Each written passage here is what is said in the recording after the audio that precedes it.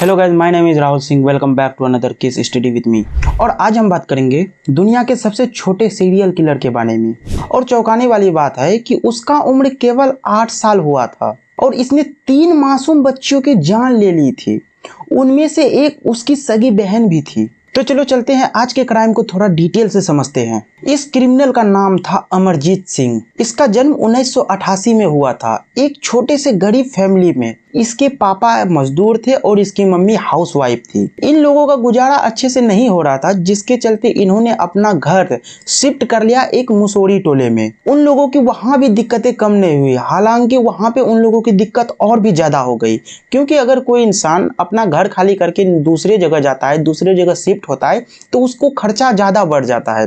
क्योंकि वहां पे जाने के बाद नया नया सामान लेना पड़ता है, ढेर कुछ ऐसा, जिससे खर्चा बढ़ जाता है। और इन लोगों के साथ ऐसा ही हुआ, जिसके कारण से उसके घर में हमेशा उसके मम्मी पापा के बीच में लड़ाई झगड़ा होते रहता था और गाली गलौज तो हमेशा। जिसके कारण अमरजीत इस माहौल में रहने की वजह से ऐसा ही बन गया था। वो भी किसी से मिलता था तो उससे अच्छे से बात नहीं करता था। उसका जो नेचर था वो बहुत लड़ाकू टाइप का नेचर था, किसी से भी लड़ जाता था बेमतलब का, जिसके कारण से पूरे गांव वाले उससे नफरत करने लगते हैं। कोई अच्छे से उससे बात नहीं करता है। और फिर शुरू होती है उसके पहले क्राइम की कहानी का, जहां कहानी शुरू होती है एक खुशबू नाम की छोटी सी बच्ची से। खुशबू डेली अपने घर से स्कूल जाती थी और स्कूल से घर आती थी। लेकिन एक दिन खुशबू अपने घर से स्कूल जाती है लेकिन स्कूल से घर नहीं आती है, जिसके चलते खुशबू के मम्मी पापा बहुत परेशान हो जाते हैं। वो इधर उधर हर जगह ढूंढने लगते हैं। और जब शाम होने लगती है तो गांव वाले भी मिलके खुशबू को ढूंढने के लिए जाता है। हर जगह स्कूल जाता है, यहाँ वहाँ हर जगह ढूंढने के बाद खुशबू उन्हें कहीं नहीं मिलता है, जिसके कारण वो लोग पुलिस को इन्फॉर्म कर देता है। और पुलिस आ जाती है और पुलिस जब इस केस के बारे में छानबीन करने लगती है तो उनके हाथ एक सबूत लगता है। सबूत के तौर पे उसे हाथ आता है अमरजीत। और अमरजीत को पकड़ करके पुलिस अपने साथ पुलिस स्टेशन ले जाती है और वहां उससे पूछताछ करती है कि बताओ क्या हुआ खुशबू के साथ, तुम्हें क्या पता है। तो अमरजीत जो है ना वहां पे हंसने लगता है और वो बोलता है कि मुझे पहले बिस्कुट दो, उसके बाद मैं बताऊंगा क्या हुआ। और पुलिस वाले जब उसे बिस्कुट देता है और वो खुश हो जाता है, तब वो सारी बातें सच सच बताता है कि कैसे उसे खुशबू स्कूल में अकेली दिखी और वो अपने अंदर का गुस्से को कंट्रोल नहीं कर पाया।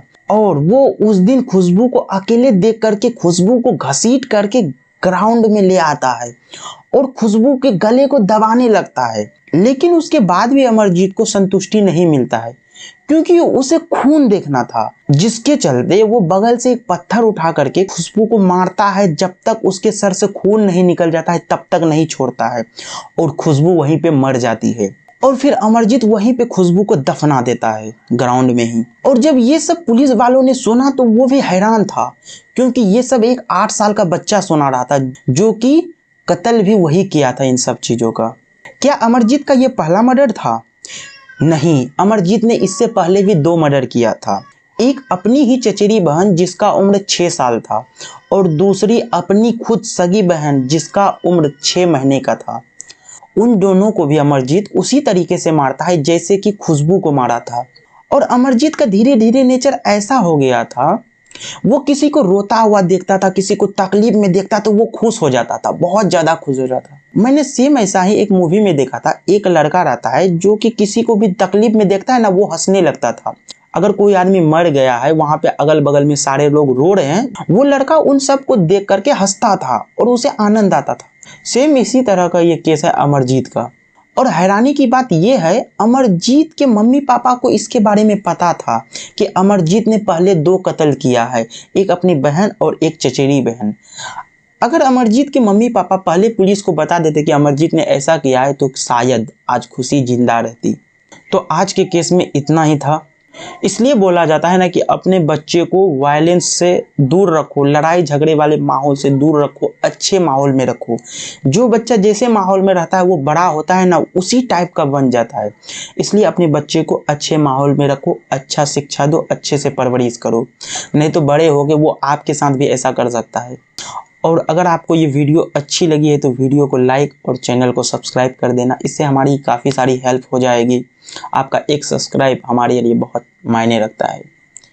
तो मिलते हैं नेक्स्ट वीडियो में, तब तक के लिए बाय, अच्छे से रहना।